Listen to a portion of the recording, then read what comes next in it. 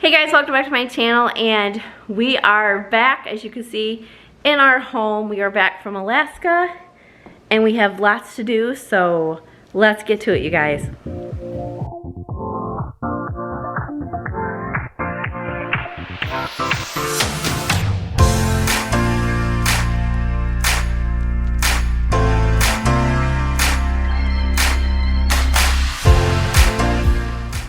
Okay, so we are back from Alaska and I have things to do. So I'm gonna give you guys a little rundown on the happenings of our flight. So today is actually Wednesday. So we come home on Tuesday and we were supposed to fly in. We were supposed to fly in at 6 a.m. Well, long story short, we didn't get home till 8 p.m. that same day. So Tuesday, we were supposed to fly home at 6 a.m. and we didn't get home till 8 a.m. or 8 p.m. That day. The time in Alaska, you guys, was amazing. So much fun. Like, I would definitely go back to Alaska in a heartbeat. Just because there's so much more stuff to do that you could go back several times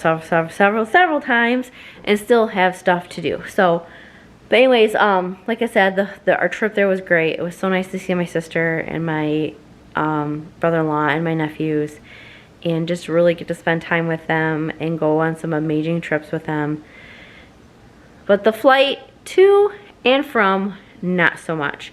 And I'm not going to say what airline I was on, because I'm literally going to call them today and talk some things out with them. But on the way there, our trip from Detroit to Seattle was great. Smooth flight. The flight attendants and everybody was amazing. And then we get to Seattle, and then we waited for a couple hours because we had a 3.5 hour layover in Seattle. Well, after 2 hours, our flight was canceled. So they rebooked us to a flight from Seattle to Anchorage. So we went to Seattle from Anchorage, but the problem was we had to wait another 6.5 hours to go from Anchorage to Seattle. So anybody that knows the Anchorage to Fairbanks. So if anybody knows the distance between those, it's quite far. I think it's like 500 miles, if not more. So it literally is like an 8-hour trip one way. So having my sister drive and come get me was not gonna happen. So we waited at the airport for 6 hours. Mind you, we're talking like early morning, because we were supposed to fly into Fairbanks at 1 in the morning. So we ended up flying into Fairbanks at, I think, like 10 in the morning, I think is what it was. So we were at the airport 6 hours waiting, and then it took us 45-minute flight to Fairbanks. Yes. So we got in like at 9 in the morning. That's what it was. So we did that. So that, right, and then we visited and everything was great and amazing. It was time to go home. Now, like half of the time we were there, it was raining, which is great because they have been having forest fires and they needed the rain desperately. So we were so happy that it was raining. We were still able to go to town and go do things, because when it was raining up by my sister's house, it wasn't raining in town. And it seemed like where my sister was up on her hill, I call it a mountain, but after seeing the mountains, I guess you would kind of say it's a hill. But if you guys watch the videos, that's where we were, on the very top, and we were up by that rock. That was the top of my sister's hill. So I mean, they call it a hill, but I call it like a mini mountain, I guess, so. But anyways, so we go to leave. It's a beautiful, beautiful day. And by this point, we've only seen 2 moose, and I wanted to see moose out in the wild like so bad. So on the way down from my sister's house, a mama moose and her baby comes walking out. So we're sitting in the road just for a few minutes, because we had to see what they were gonna do. Her hackles, which is like the hair on the back, was like standing straight up. So she was telling us like beware, because if you don't leave us alone, I'm gonna attack. I'm gonna run you over, I'm gonna charge. So so that happened right before we got to the airport. And then we get to the airport, and mind you, it's a beautiful day, and this is blurry. There. It's a beautiful, beautiful day, like no clouds in the sky whatsoever. We walk in the airport. Fairbanks Airport is a very nice airport. We walk into the airport, we walk up, the lady begins checking us in, and it's a complete power outage. And we're like, uh-oh. Well, of course, it's the airport, they have a backup system, so the power came back on. And then all of a sudden, you guys, it was like hurricane force winds out there. I mean, they weren't that much, but they were blowing so hard. And we're like, okay, you know, that's kind of weird. Well, we didn't realize that's why the power went out until we were sitting on the plane. And don't mind my hair, I fell asleep. You guys, we were so tired by the time I got home yesterday, that I got in the shower, and I fell asleep on my bed, didn't brush my hair out. So today, it's brushed. But see how like poofy it gets? It literally looks like a foxtail, like how thick and stuff it is. When we've seen a bunch of, like, you know, of the fox on display and stuff, and it reminds me of their fur, of like how it's like thin and then fluffs and they get thins again. But anyways, so we got on the plane. Everything was fine. We stopped at the little store called Twigs in their airport, and I bought a bunch more Alaskan decor, and we got on the plane, right? Easy pleasy, everything's good. And we noticed that the plane was like a little, it was kind of bouncing around a little bit, and we look out, and the trees that are normally like this were like this, like they were like blowing. I'm like, oh, it's kind of windy out there. And I'm like, I don't know, man, the wing on the plane's kind of bouncing around. I'm like, man, it's kind of windy. But you know, we were cleared for takeoff, all that kind of stuff. And the pilot was like, okay, everybody, we're gonna be taking off here in a minute, so you get a few more minutes, and we're gonna turn the seatbelt light on. So any last minutes, have to go to the bathroom, whatever, before we take off, make sure you do it. So we do that, and the next thing you know, a person had a seizure on the plane. And they're fine, they are fine, but that delayed our plane. So that made us miss our flight from Seattle to Detroit. And that meant that we got to spend 12 hours at the Seattle airport. Well, what was upsetting, what made me upset was, so we only had an hour and a half layover in Seattle to go to Detroit. So that whole hour and a half got ate up with the medic issue on our plane in Fairbanks. We literally pulled in our hangar at the airport, and our flight to fly out was literally 2 gates down, sorry. And you could see the plane, it was still there. So we're like, oh, there was 11 of us on the Fairbanks plane that was going to Detroit. So we're like, oh my gosh, you know, they're waiting for us, and this is super bright, sorry. They're waiting for us, we're gonna make it. And we, like, Home Alone booked it off that plane, and we come running out of our gate. Okay, sorry, my battery had died. So anyways, we Home Aloned out of that gate, came out, and the plane had left. So literally, we pulled in, and it pulled out and took off. So that was very upsetting for all of us. But we weren't the only ones on the plane to be, you know, in that situation. There was like a group of 13 that was going to Dallas that completely missed their flight by an hour. And then there was like other people that had to like redirect their flights and stuff too.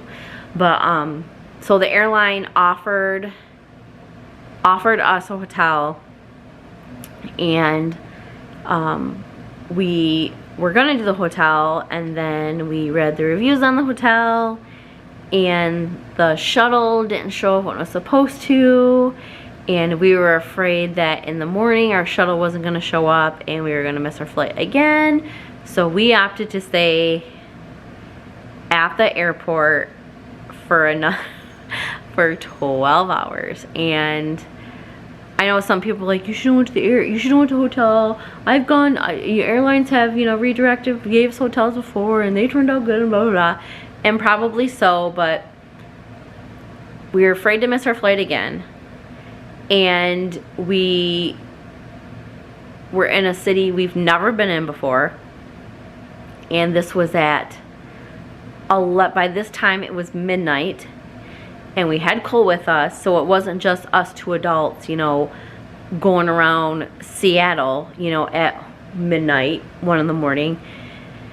And so we decided it was just safer and easier, you know, less chance of us missing our next flight if we just stayed at the airport. So the people at the Seattle airport were really super nice, especially this one TSA guy, because we had to leave the airport to go down to the shuttle. So he helped us tell us where, you know, the shuttles were at. And then when we came back up, he helped us find the nearest open TSA. And then when we went through TSA and we were collecting all our bags and stuff, he was there. He was like, I feel like I've seen you before, you know, being jokingly. But he told us, like, where's a good place to, like, camp down for the night in the airport, what restaurants were open at the time, because by this time it was like 2 in the morning and the only thing open was a Qdoba and a Subway in that part of the airport. So we went and we had something to eat. You all done? Okay, sorry about that, guys. Anyways, long story short, Seattle was long.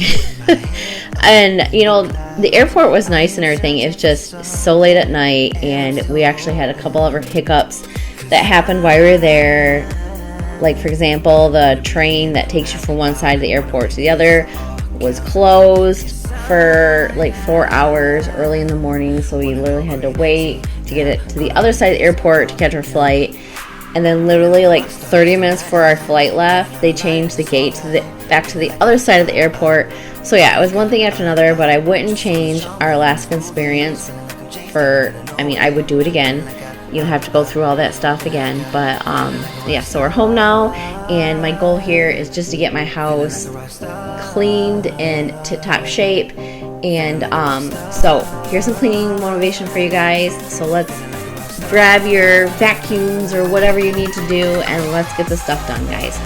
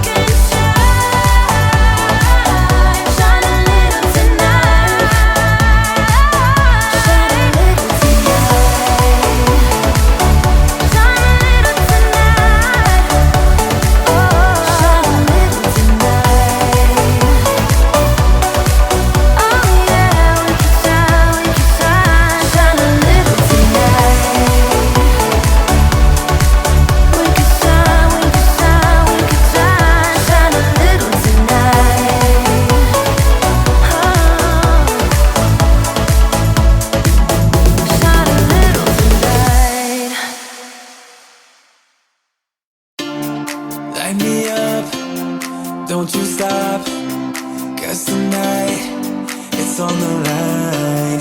Show me how you get on down. Close my eyes, take me for a ride.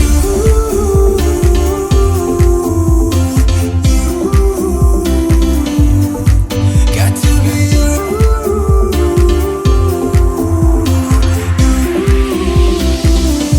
So come and light me up.